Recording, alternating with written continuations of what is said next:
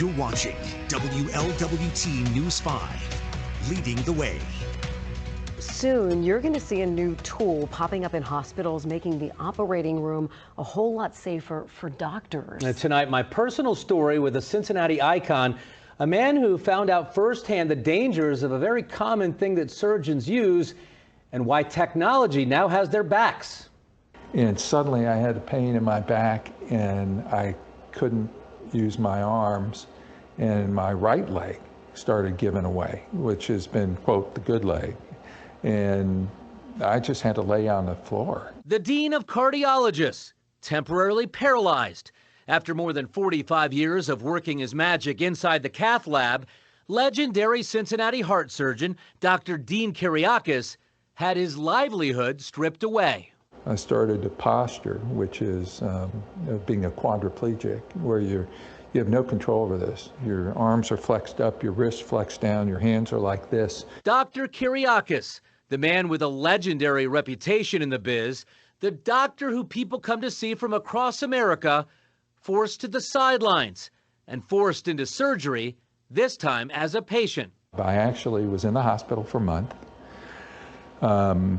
Couldn't walk, couldn't move my right leg or my right hand. About 6 months ago, after battling back problems and other nagging health issues, his body broke down.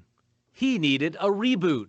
It just worked hard with physical therapy, but literally by the grace of God, I got these functions back. Dr. Kereiakes blames it on the heavy 35 or 40-pound aprons people in the OR wear to protect themselves from harmful radiation. Over time, that literally crushes your spine. If you're an interventional cardiologist for 20 years, your chance of having a significant spine injury is about 60%. Walking without a cane, all of the feeling back in his hands and legs, now Dr. Dean is making a comeback thanks to new technology. This system has side panels that come all the way down. It has positionable panels, and it has a panel, this is not quite put together yet, from the ceiling. It blocks the radiation right at the source, a game changer in the medical world. And now with the lead-free radiation protection system, which is going to take the country by storm, trust me on this, I'm going to be able to go and do the procedures that I love to do. Dr. Kereiakes says Christ Hospital will soon be the first in the area to roll it out, fitting 12 cath labs with brand new protection. People in the operating room will no longer have to wear those heavy aprons and caps. It's better radiation protection, and we can do procedures in our scrubs.